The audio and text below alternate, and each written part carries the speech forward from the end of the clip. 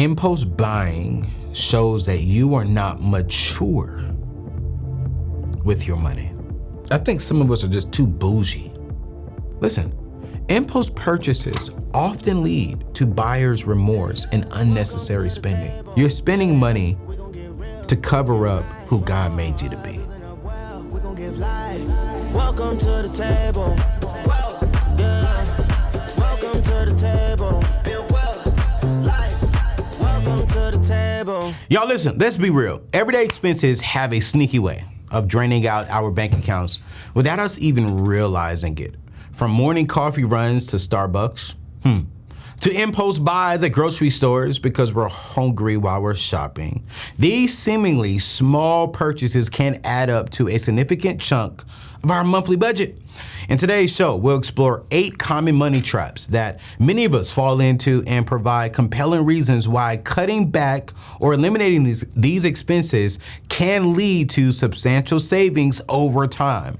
From the environmental impact of bottled water, I cannot believe I'm saying this, to the convenience of brewing coffee at your house. We'll dive into the stats and rationale behind each suggestion, helping you make more informed decisions about where your hard-earned money is going. But before we get into the number one, please make sure, please make sure that you are subscribed to this channel. 73% of you who are watching me right now, 73% of you who are watching right now are not subscribed to the channel. You're not a part of the E3 community. So if you're listening to this on Apple or Spotify podcasts, can you please hit that subscribe button? If you're watching this on YouTube right now, live or watching the rerun, hey, hit that subscribe button. And also make sure you hit that like button, that thumbs up button, because we're trying to hit 1 million family members by the end of this year. And why, if you've been dating me this long, if you're liking the content, if you've learned something, why not join the E3 community? You see, my Bible says when 2 or 3 gather in his name, that's when he is in the midst. I'm trying to get 1 million people gathering together who want to experience more abundance, more wellness, more freedom. And we believe that it all depends on God, but we're gonna work like it all depends on us. And if you want true financial freedom, hit that subscribe button. If you wanna feel prosperous, if you wanna feel like you just feel great, can you hit that subscribe button? Can you join us? Can you be a part of the family? I appreciate you. I'm gonna give you 5 seconds to do it right now. Hit that subscribe button. Come on, join the family. Here's number one thing that I think we all just gotta cut. These are just normal fees. We don't really play around with it. We don't really worry about it. But here's the number one thing that not number one, but here's one of the things we're gonna talk about: ATM fees. Okay, ATM fees are avoidable expenses. Planning your cash withdrawals can help you steer clear of these unnecessary changes. Why are you a member of Navy Federal Credit Union? They got offices all over the place, but you're going near the ATM near your house? No. Anthony, it's just $4.50. I get it. The average ATM fee is around $4.50 per transaction for out-of-network withdrawals. But did y'all know that Americans spend over $6 billion annually just on ATM fees alone? On ATM fees alone. What? Why? So there's 2 things that you gotta do. There's two things you gotta do. Number one, you gotta get a bank that has a lot of different options for you to choose from. I bank with Truist and M&T Bank. So Truist is pretty much in every major city that I go to that I've been attending. M&T Bank is my local bank here that I rock with for the business side of things. But there's ATMs pretty much in every a city in Maryland, in the DMV area. So I never go to another branch or another bank to get the money, right? But also, here's number 2. I bank with an online bank as well personally, and that's Chime. You see, Chime has no ATM fees. You see, Chime not only has no ATM fees, but they pay you 2 days earlier. Saving money on ATM fees. If you honestly go back and look at how much money you've spent on ATM fees, I want you to put that same money inside of my calculator and see how much money you've blown away. Oh, it's just $4.50. You're out of the country. Oh, it's just $10 to pull some money out of the ATM. No, how come you didn't go to your bank, pull out $1,000 cash, pull out $500 cash before going out of the country? We're throwing money away in ATM fees. This is why I love Chime, who is the official sponsor of today's show. As a matter of fact, check out this information to learn more about how you can get this amazing checking account. What's going on, family? Listen, every day is a chance to make progress. Whether it's sticking to your budget, saving a little extra, or treating yourself to that guilty pleasure takeaway. And let's be real, we all need those little wins to keep us motivated and moving forward. Speaking of wins though, let me tell you about my friends over at Chime. You see, I used to get hit with these hidden fees left and right, and it felt like I was constantly playing the financial game whack-a-mole. But when I discovered Chime, no more monthly fees and no maintenance fees, just smooth selling all the way. So now, what set Chime apart is that it's not just a bank, it's a community. With Chime, you're not just another account number, you're a part of something much bigger.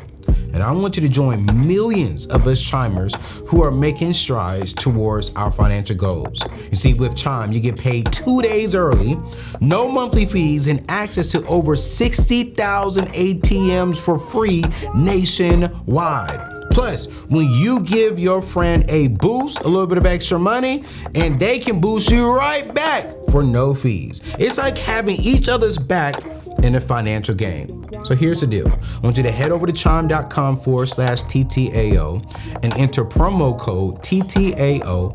When you open up a Chime checking account and activate your debit card, they're going to give you some lunch money. That's right. They're going to give you $10 right in your bank account. That is $10 for simply doing what you're doing, and that's opening up a Chime account. So what are you waiting for? Let's make progress together, $1 at a time. And speaking of progress, let's get back to today's show. So check out my friends over at Chime, because I promise you right now, if you can save money on your ATM fees, you are gonna be amazing. Here's number 2. I'm about to upset somebody. I'm about to upset you all. But I gotta say it. Bump Starbucks. Starbucks coffee is significantly more expensive than brewing your own at home. And frequent visits can drain your wallet, you guys. The average cost of a Starbucks coffee is around $3 to $5, depending on the size and the type of drink you get. If you buy Starbucks coffee 5 times a week, you will spend over $1,000 annually compared to just a fraction of that brewing your own. I've recently just got into coffee. I've always been a tea guy, but I recently just got into coffee. And I started going to Starbucks because one of my good friends, I won't name her name, but one of my good friends turned me on to this amazing coffee. And I started going to Starbucks every day, and this drink was costing me about $6 every single day. Now, to some of us, we're like, okay, that's just $6. But if I got this cup of coffee, $6, times that by 6, let's say I just go there 6 times a week. That's $36 a week. Times that by 4. That's $144 a month. Times that by 12. That's $1,700 a year I'm spending on coffee. So when I started noticing, man, I'm spending a lot of money on coffee. Wait a minute. I stepped back, and let me tell you how upset I was. So my interior decorator bought me a very expensive coffee machine for my house. And I wasn't into coffee, but she was like, hey, your team may like coffee. My father and mom love the coffee machine because every time they come, they kill that coffee machine. And they're like, hey, nah, we need coffee. So when I started doing the research, I was like, wait, I'm spending this much money on coffee. Wait a minute, hold up. I started doing some research. Okay, how much does it cost me to buy the Starbucks coffee beans and then made a coffee at home? Just to buy the Starbucks coffee beans was $20. I bought the coffee beans about 2 months ago. I haven't spent no more money. So what am I saying? If you are a coffee person, I understand. It's not the healthiest for us, right? But go buy you a good coffee machine and make coffee at home. Go buy the Starbucks coffee. Go buy the coffee that you like, but do it at home. Now, when I was spending $1,700 a year, right, on coffee, I may spend, if the bag lasts me the bag is lasting me 2 months, that's 6. If I'm spending $20 times 6, I'm only spending $120 a year on coffee. And to be honest with you, it tastes a little bit better to me. I want to thank my friends over at Yellowtail. Yellowtail is a good partner with us, and they asked Michelle, our show producer, what is Anthony into? They want to give us a gift for partnering with them, and I just love them dearly. If you haven't heard anything about Yellowtail and their amazing stuff, we'll drop their information inside of the show notes. It is the best way to make some extra income from home, working less hours.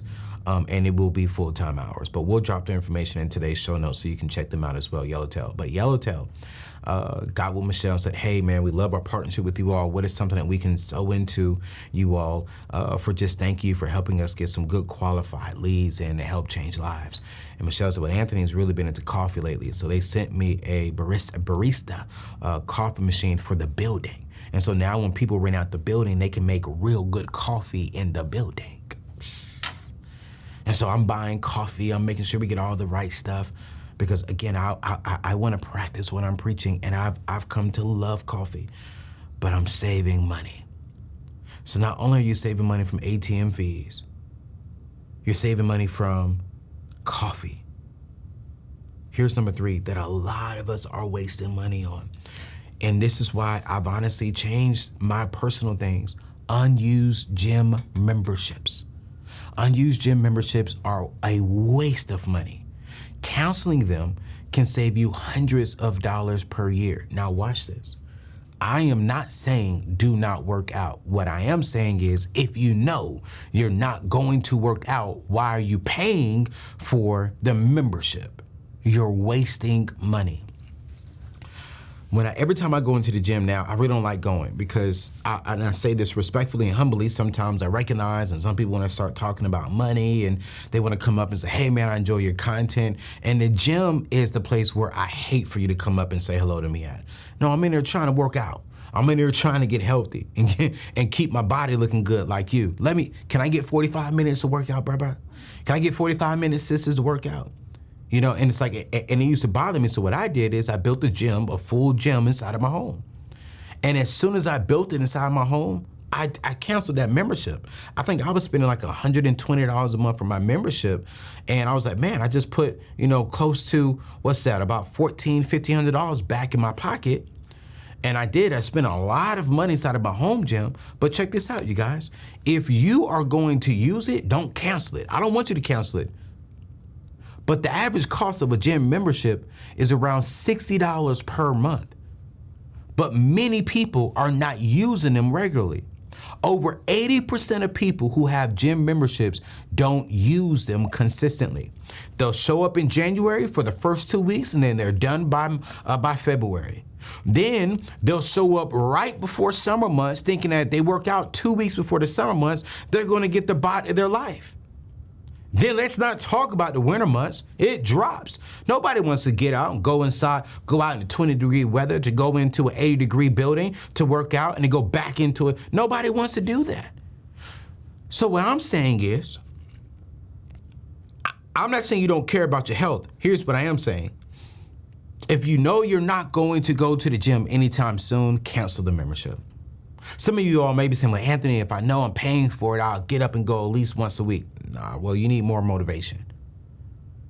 You can use this money elsewhere. I do not want you wasting your money at all on this. Because here's the thing. You can walk for free. If you're just trying to lose weight, you can walk and do body exercises for free. Build your excitement to get back into the gym up before you go spend $60, $100, whatever you're going to spend on a gym membership. Number 4 is one that I speak about often, but I don't know if y'all be listening to me. Here's number 4, unused subscriptions. Unused subscriptions drain your finances without providing any value. But canceling them frees up money for more important expenses or savings. Listen, the average American spends over $200 per freaking month on subscription services. When I was reading this study, it said they use 50% of the subscriptions that they have every single month. And I can't remember the actual statistics on this one, but they said the majority of people would subscribe, for an example, to Disney Plus for this one series. No, here's a good example, because I did this. I subscribed to Peacock to watch the new Fresh Prince of Bel-Air. So I subscribed for that season, but I've never used it again since then. So I cancel it. I do cancel it.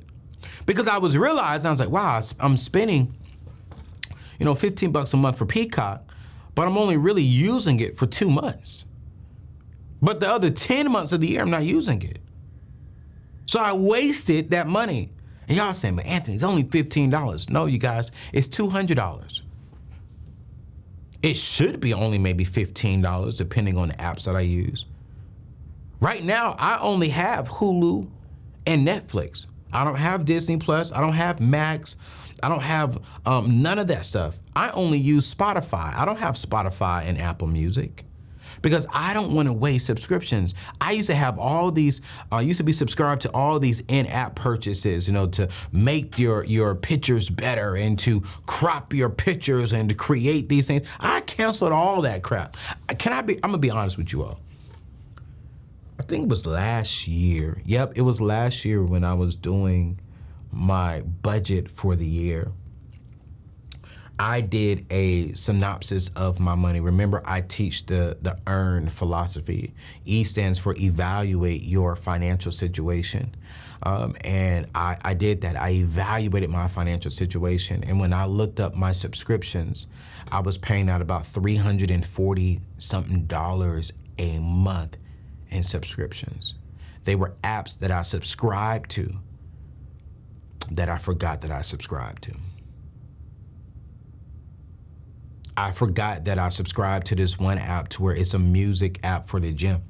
And so anytime you go in there, it's specifically made for the gym to where you can pick a playlist and it gives you an hour full of music that's mixed in from a professional DJ. And I forgot that I had that and I paid for it for a whole year. But every time I got into the gym, I just turned onto the Spotify and played my favorite music and it just went through.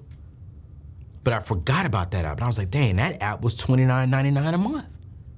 Then I forgot I had another app that helps you out with your apps, teaching you what to do. I never used it because my trainer was, I'm like, wait, what in the world? So when I went onto the Apple app thing, see all the apps, I subscribed to a weather app that was giving me cloud information. I forgot I subscribed to an airplane app that tells me where flights are and if it's gonna be delayed and how long it's gonna be and what's going on. I was like, why do I have all these apps? Why am I subscribed to all this stuff? That's why I teach the EARN. And to start off with evaluating your current financial situation. And evaluating is going back to see what you're spending your money on. Now I went from $340 down to where I'm down to about $110 a month on subscriptions that I actually use every single day for the most part. I use them every day. I use a music app, Spotify, while I'm traveling. I am a movie guy, and so I love Netflix and I love Hulu.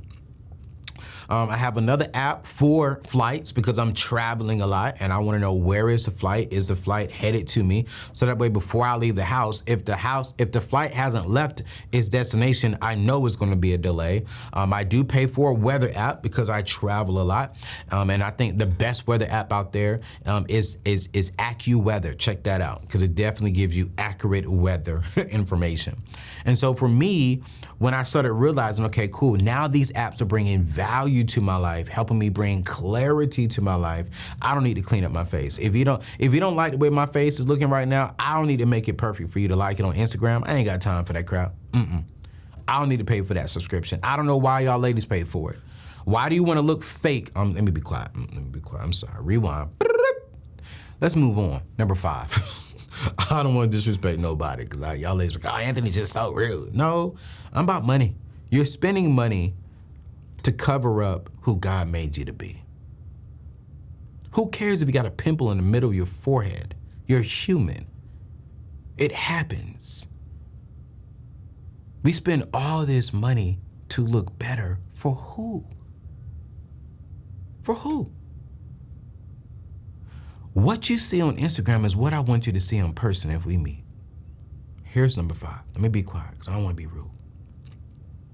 Bottled water. You see, bottled water is significantly more expensive than tap water.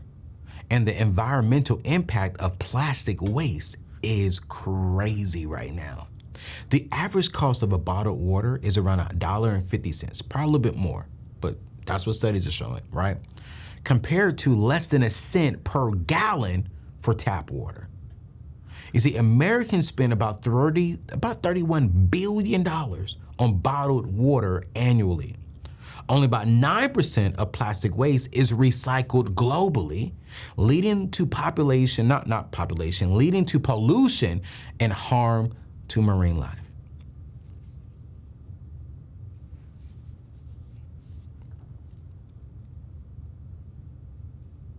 I think some of us are just too bougie. We want bottled water. Every time I go into the restaurant, you want bottled, you want tap. Man, bring me tap. Bring me tap. Now for my studio, we will have bottled water because we have guests coming in and out, right? And so I don't want guests to feel a little uncomfortable about pouring a gallon into a cup, right? And so bottled water makes sense for this. But for home, I don't really have any bottled water anymore. Now, since my team doesn't come by and I don't have that many guests, we use tap water. I have an amazing filter on my home. I have an amazing filter on my refrigerator, and I just use tap water. It's cheaper. It's saving me so much money. I think for the filter, I spend every 90 days, I spend $49 for a brand new filter. And then for the filter on my home, right, I have a filter on my home to help clean the water. That did cost me about $1,000 to put that filter on the house. And then they come out and they look at it at least once a year to see if we need to change it. But we can save so much more money if we get a good filter and if we just buy in gallons. Saves you so much more money. Consider that. Here's number 6, brand name products, like brand name products. I'm talking about brand name medicine, brand name soap, brand name this, brand name that, you name it. You see, brand name products are often more expensive than a generic or store brand alternatives, despite offering the same quality. The exact same quality. Now I get there's certain brands that you want to stick with, and I totally understand. But like it comes with medicine, man, I asked my doctor up front, yo, is there an off brand that gives me the same ingredients, but I don't have to pay for the brand? He'll say like, yes, absolutely. Love it, love it, love it. I am an off brand guy when it comes to products. I'm so off brand, so off brand. The only off brand I really don't mess with is the soap that I put on my body, right? But I'll do off-brand cologne sometimes. I'll do off-brand lotion sometimes. I'll do off-brand body odor. For an example, instead of me getting a Vino lotion, I may get CVS lotion. It's the same material. It's the same ingredients. You see, brand name products can cost up to 50% more than generic alternatives for the exact same ingredients or materials. I can't tell you the last time I actually purchased on-brand medicine. No. Even if the doctor prescribes this, when I go to CVS, who does all my stuff, or whenever I have to get it, it's not like I'm sick or anything like that, but when I have to get it, I ask them, hey, is there an off-brand cheaper route? Is there a way I can save more money?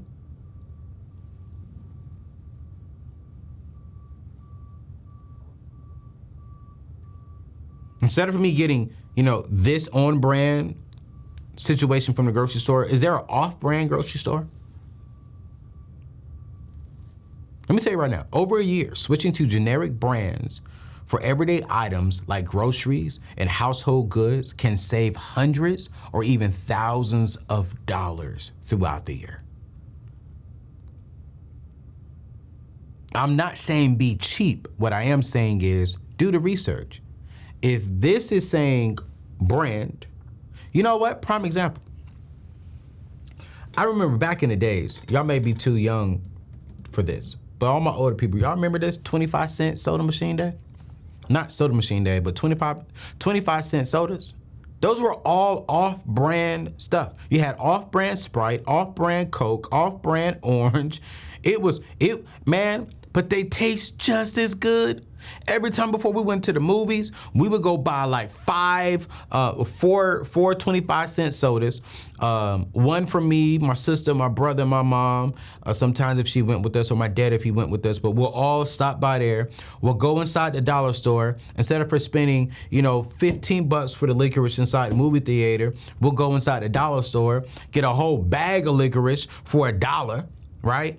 So pretty much, for us to get candy, off-brand candy, that tastes just like the on-brand situation, my mom maybe spent $10 on the food. When $10 inside the movie theater, $10 going inside the grocery store to get the on-brand popular candy would not even buy one. So I'm all for off-brand. I miss the 25-cent drink machine days. We can't, now you spending $2.25 inside these machines, which leads me to number 7, eating out. You gotta stop. Just yesterday, I asked my chef, because I just bought a new grill, because my grill is not working outside. It hasn't worked for about a year, and I miss grilling, and I started noticing that I'm eating out more because I actually prefer my meat when I cook to be done on the grill. So I invested into a new grill to go into my backyard, right? And so I said, hey man, I really want to get back into grilling, but I really want to step up my game this time. And I was like, yo, I need a good cookbook. And he was like, yo bro, just buy my cookbook. You like all my stuff, buy that. And there's so much more on there. Healthy habits, juicing, etc. All that's right in there. And I was like, yo, what? Let me do this. I can't wait to get back to grilling. I can't wait to go buy chicken that may cost me $15, but it has 10 pieces in there. I throw it on the grill. Now I can eat that all week with different sides, and it saves me money because we all know, you guys, we're spending a lot. Here's the truth. Dining out frequently is expensive compared to cooking meals at home. Compared to meal planning on Sundays and cooking for the rest of the week. And the cost adds up over a period of time. The average American household spends over $3,000 per year dining out. And that's just the average. People spending $1,000 a month eating out. You see, preparing meals at home can cost as little as 1/3 of what you spend eating out. I remember the year that I really was cooking. That was the first year I was in my house in here in the DMV. I was cooking every single week. I think on groceries I spent on average about For me, about $70. $70 a month is what I was spending on groceries because I was being strategic with it. And then I would spend about maybe $150 on eating out a month. And I hit 150 only when I was actually dating, like when I took someone out on a date. But for me, even when we were dating, she would come by the house and I would cook because I actually enjoy cooking. I didn't spend nowhere near $1,200 on total food and eating out that year because I just think it's healthier, it's better, and I just think the food tastes better when it's made at home. And I honestly like leftovers. Don't get it twisted. A good leftover piece of chicken that's had that time to have all that marinating and seasoning sitting there. Oh, yes, that's good. That's good. And I think if we could really cut back on eating out, man, not only will we save money, but I think we'll eat better. The food will taste better. Is it just me? Or does food taste better when it's home cooked? Which leads me to number 8, which is the last thing, impulse buying. Listen, impulse purchases often lead to buyer's remorse and unnecessary spending. Sticking to a shopping list can help you avoid these expenses. Impulse buying goes back to purchasing car, and I just talked about this a couple of weeks ago, like what's the best way of purchasing a car? Impulse buying could be you went into the mall to get the shirt, but then you came out with 10 other items and you didn't come back with the shirt that you originally went in there for.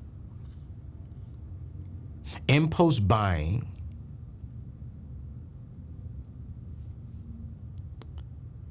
I believe, how do I say this respectfully? Impulse buying shows that you are not mature with your money. Because impulse buys account for about 40% of all consumer spending. So when we're buying things in consumer spending, it's not because we intentionally said we want that. 40% of it is, I want this, but I also came back with this, with 2. I came in for this plant, but I really love how this plant was looking too. And so I just got both of them. And then you know what, for this plant, I really want a nice vase around it, so let me buy the vase. You know what, this requires some extra stuff, so let me get this. You know, it's like, oh my gosh, now I want that too. Oh my gosh, you got a sale on? Oh my gosh, I would never get this sale again, let me get that too. That's impulse buying. On average, impulse shoppers spend about $5,400 annually more than they planned. We're spending more money than we put in our budget. We're spending more money than we actually accounted for. And you guys, that's not good. When I cut these 8 things from my spending, right? I didn't see tens of $1,000s back inside of my account. No. But I did see about $2,000 to $3,000 back into my account that I can now invest, that I now can save, that I now can use on things that bring me value. These are 8 everyday things that you should stop buying. It's just 8, but there may be more. If you got more, if you're saying, Anthony, what about this one? Put it in the comments below. Let me know what you think. Let me know what you think. Give me one for an example. Here's one thing, Anthony, I need to stop buying. Maybe we all should stop buying. Convict me. We are a family. This is the E3 community. And I really, really, really want us to hold each other accountable. So put in the comments. Let me know if there's anything I should add to this list. Before you leave, do me a favor. Hit that subscribe button. Hit the thumbs up button if you enjoyed today's show. Share this with a friend. Let's hit 1 million E3 community members by the end of this year. I think we could do it. It's gonna be an aggressive goal, but hey, we're gonna pray like it all depends on God, but then we're gonna work like it all depends on us. It's your boy Anthony ONeal. I'll see you in the next show. Peace out.